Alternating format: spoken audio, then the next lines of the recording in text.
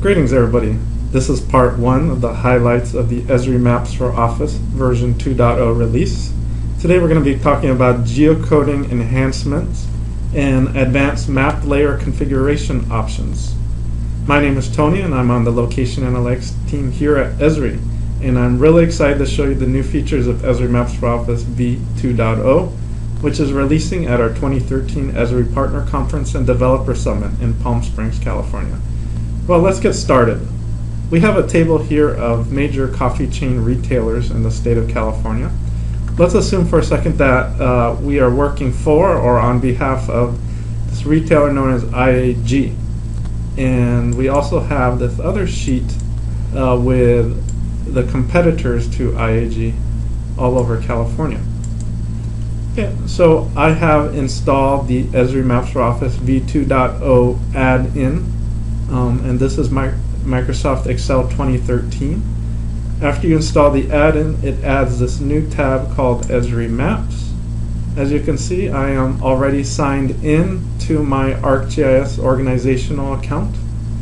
I'm going to go to this enabled button here on the Excel ribbon called Insert Map, and I click that. It brings up this map and a default background map, which gives you kind of geographic context. I'm going to actually change the background map to some streets. There we go. And I already have the address, city, state, and zip in separate fields, or I can have it in a single field. Other attributes in this table include annual sales estimates for these retailers, the estimated number of employees, and the square footage estimate. So I have this location data. It's in address form. It can certainly be in the latitude and longitude coordinates as well. But I'm going to go ahead and add the Excel data. The IAG sheet is currently selected. I am going to geocode by address. And here is the newer dialog for geocoding. As you can see, it automatically parsed and selected the city, state, and zip columns. I'm going to choose the street address column and add data to the map. And then over here on the right, you can see that the geoprocessing, or the process to convert addresses to coordinates, has already kicked off and is completed.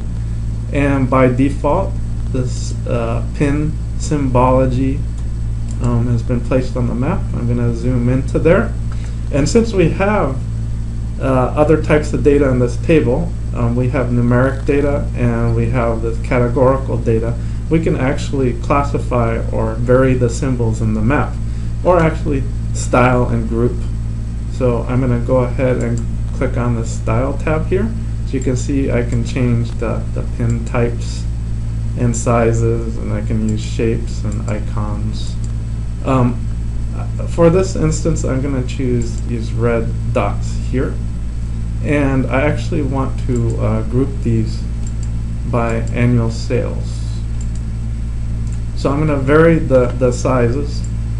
Let's start from, so we can clearly and quickly see on the map where our high volume stores are. And then click OK. So let's drill down into LA here. And you can actually see right away from this data that it's like the very near Long Beach in this coastal area has some really high volume stores. In fact, there's several stores within Long Beach. I can even click on that particular store here and see that it does around $1 million a year.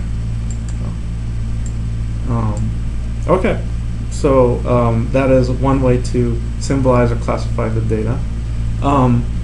Now you can see from this map that if you have several points, several hundred, several thousand points, it might be difficult to visualize. But out of the box, Esri Maps for Office supports other ways of representing the data. So let me enable this clustering tool. And as you can see, it represents the data as clusters, and I can actually even drill down here. So this cluster of 3 is broken up into these what we call pop-ups. And all those stores in LA have been collapsed into a single cluster of 28. And as you can see, as I zoom in and drill down, the clusters break up. And I can still query the pop-ups for each of these broken up clusters. And then you can see that the single stores remain accessible when they're broken up into single stores. However, I can also customize the clusters with this new cluster configuration options. I can change the cluster color, let's say blue, and then maybe I want the clusters to be of size 50. Let's go ahead and change the base map again so you can get a little easier context with this light gray canvas. And these clusters will range in size up to size 50, so they'll capture a lot. If I go back and change the clustering to a lower number, you'll see that they break up accordingly. Okay, so let's go ahead and turn off clustering.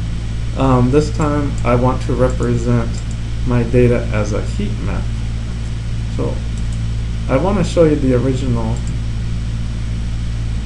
icons with this heat map so you can see what it looks like.